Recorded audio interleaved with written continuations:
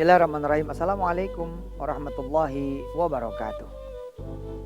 Kita berdoa mudah-mudahan Allah menambahkan kecintaan kita terhadap Al-Quran yang mulia yang diturunkan buat kita semua. Dengan kita semakin mengenal, semakin mengetahui, semakin kemudian mengerti dan memahami kandungan Al-Quran. Saya seperti yang saya bilang dengan izin Allah di beberapa episode yang lalu bahwa gak mungkin 2-3 lembar pertama dari Al-Quranul Karim itu tidak berisi informasi yang luar biasa. Gak bakalannya ditaruh di halaman-halaman pertama, ya, kecuali benar-benar dia juga adalah bagian yang luar biasa dari sebuah kitab. Sebagaimana seorang novelis misalnya, seorang penulis misalnya, atau majalah atau koran yang menaruh di halaman muka itu pasti istimewa gitu loh. Walaupun harus kita sepakati ya bahwa Al-Quran ini istimewa semua, mulai dari ayat pertama sampai ayat terakhir, mulai dari surat pertama sampai surat terakhir, mulai dari halaman pertama, lembar pertama sampai halaman dan lembar yang terakhir. Tapi benar bahwa kita suka mengabaikan tuh lembar-lembar pertama, halaman-halaman pertama. Saya ya dari umur 0 tahun sampai kemudian baru-baru ini aja kan memahami gitu. Halaman 1, 2, 3, 4 dari Al-Quran sampai kemudian hari ini kita halaman 5. Dan kita belum beranjak dari halaman 5 ayat 26. Kita baca ulang lagi, perhatikan terjemahannya. A'udzu billahi minasy syaithanir rajim. Bismillahirrahmanirrahim. Innallaha la yastahi an yadriba mathala. Perhatikan terjemahnya pemirsa ya. An yadriba mathalan ma ba'udatan fama fawqaha. فَأَمَّا الَّذِينَ آمَنُوا فَيَعْلَمُونَ أَنَّهُ الْحَقُّ مِنْ رَبِّهِمْ وَأَمَّا الَّذِينَ كَفَرُوا فَيَقُولُونَ مَاذَا أَرَادَ اللَّهُ بِهَذَا مَثَلًا يُضِلُّ بِهِ كَثِيرًا وَيَهْدِي بِهِ كَثِيرًا وَمَا يُضِلُّ بِهِ إِلَّا الْفَاسِقِينَ. Allahu Akbar. Allahumma la taj'alna minal fasiqin. Amin. Ya Allah, jangan buat kami, jangan jadikan kami sebagai orang-orang yang fasik, bergolong di golongan orang yang fasik. Amin. Kenapa?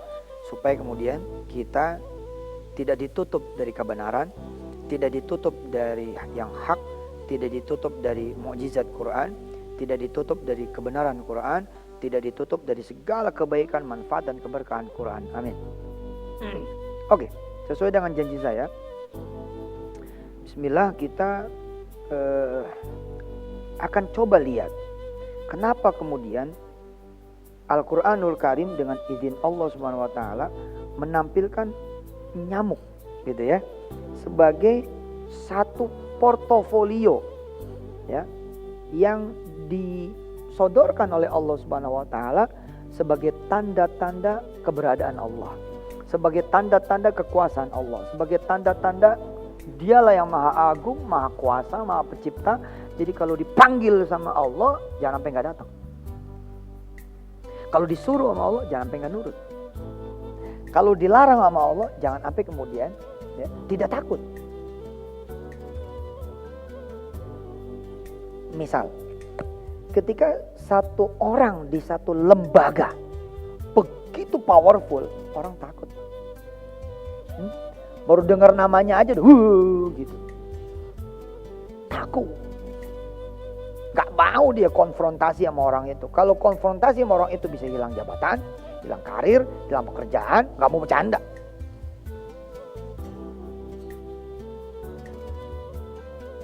Iya kan? Tapi ketika orang itu tidak punya kuasa dan kita tahu dia tidak berkuasa, ya udah Pak. Hah? Ketemu di jalanan, di stop juga mobil sama dia. Ya kayak seorang satpam bos. Ada bekas dirut datang ke kantor lama, tetap aja dia orang biasa jadinya.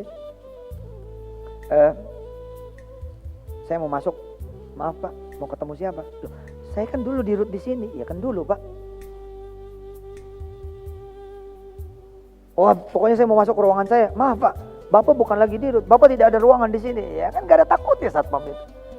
Tapi coba dirut yang berkuasa, pengen tahu satpam gak begini, pengen tahu security gak begini, masalah bos.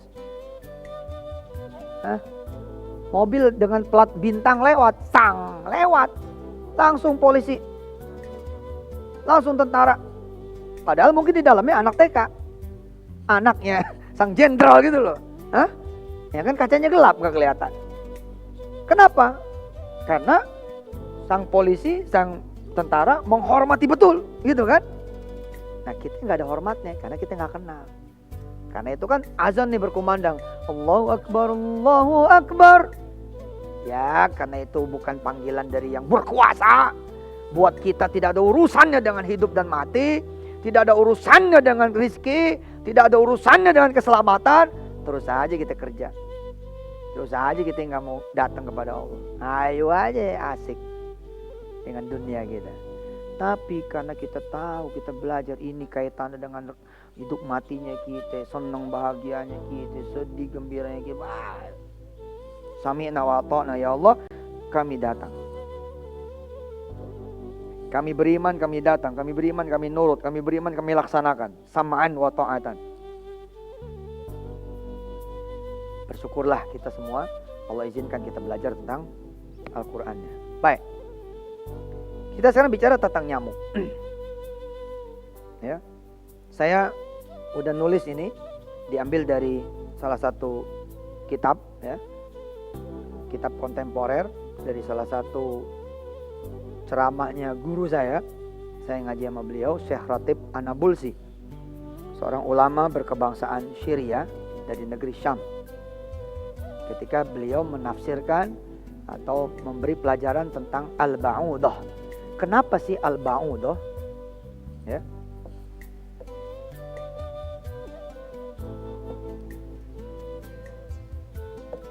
Ini menjadi portofolio Allah dalam tanda petik yang Allah sodorkan kepada manusia bahwa inilah ciptaanku. Oke. Apa kata Syekh Ratib An-Nabulsi? Waznul ba'udati wahidun ala alfi miligram. Berat seekor nyamuk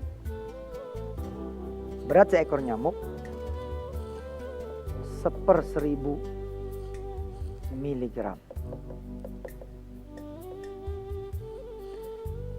Jadi nanti Allah akan menunjukkan gunung sebagai penciptaannya, Allah akan menunjukkan laut sebagai penciptaannya, Allah akan menunjukkan sungai sebagai penciptaannya, dan Allah juga akan menunjukkan gunung-gunung, lautan. Jadi bukan cuma satu laut, tapi berlaut-laut, sungai, bersungai-sungai. Nanti Allah akan menunjukkan langitnya, awannya, anginnya, udaranya, dan lain sebagainya. Completo. Italiano, Yusufo Mansuro. Komplit sama Quran ini, wah luar biasa bos. Nah sekarang Allah ambil dari semua karyanya dalam tanda petik penciptaannya, Allah ambil satu nih, set gitu, Al-Ba'udah, nyamuk. Nah, Syekh Ratib bilang waznul ba'udati wahidun ala alfi miligram, seper 1000 miligram. Kemudian apa lagi? Wa fi ra'siha mi'atu ainin. Coba bos. Wa fi ra'siha mi'atu ainin. Di kepala nyamuk itu ada 100 mata. Allahu Akbar. Bos, saya belum lanjutin loh. Baru 2 informasi ini doang. Bagaimana mungkin? Ini bukan gajah bos. Bukan gajah yang gede bidang untuk ditaruh mata. Ibarat kita naruh berlian di cincin. Kalau berlian itu halus-halus, pakai apa namanya? Pinset. Apa namanya? Pinset. Tak, tak, tak, tak. Halus gitu. Ini nyamuk, bos. Ini nyamuk. Waznul ba'udati wahidun ala alfi miligramin. Jadi ada penelitian, Pak, Bu, para pemirsa, para peserta majelis tahfiz dan tadabbur Yusuf Mansur, anak-anak papa, Pak Wirda, Kakumi, Bang Kun, Bang Hafiz, Aisyah, Mama, istri papa, dan semua keluarga besar Yusuf Mansur, anak-anak ayah di seluruh pesantren Darul Quran, dan seluruh orang-orang yang menghafalkan Al-Quran. Berikut nomor ayatnya, nomor halamannya, kosakatanya, tadabbur maknanya, relasi ilmu, hikmah, kisah, hadis yang terkait dengan ayat yang sedang kita pelajari. Ini dia Quran. Allahu Akbar.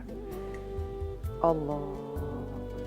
Jadi orang yang nuntut ilmu pada masa Rasulullah itu kan gak semua orang bodoh waktu Rasulullah itu kan. Kan katanya Arab jahiliyah. Tapi bos, Arab segitu jahiliyahnya, Umar bin Khattab itu the best gladiator di Romawi. Setahun apa 2 tahun sekali gitu, Umar bin Khattab itu pergi menjadi gladiator di Romawi sono. Nah, ya pernah menang tuh orang sono. Hollywood aja yang menang tuh. Siapa itu yang jadi artisnya itu?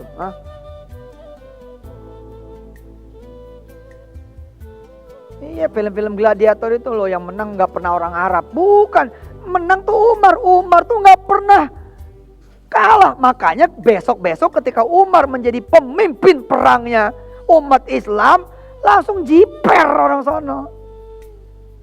Begitu tahu pasukan penakluk Palestina, ya, pasukan penakluk Quds, Baitul Maqdis, Yerusalem itu Darussalam, ya, Yerusalem kan, Jericho kan, Yerusalem. Ini bukan bahasa Arab, aslinya itu Darussalam.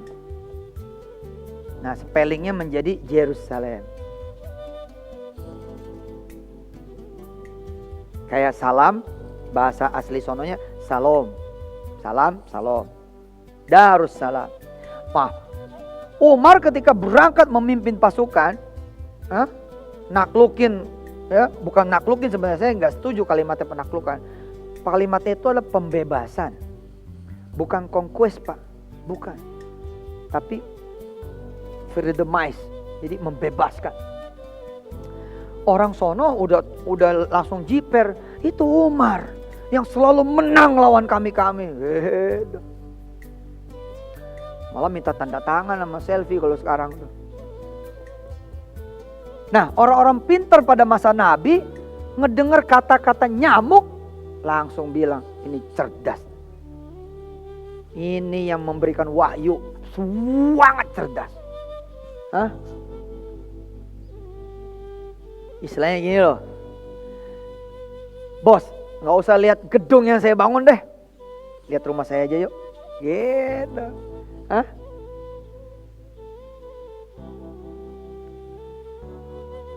Terus orang datang nih ke rumah sang arsitek, yang tidak tahu, yang tidak mempelajari akan bilang begini, apaan, kotak doang, biasa begini.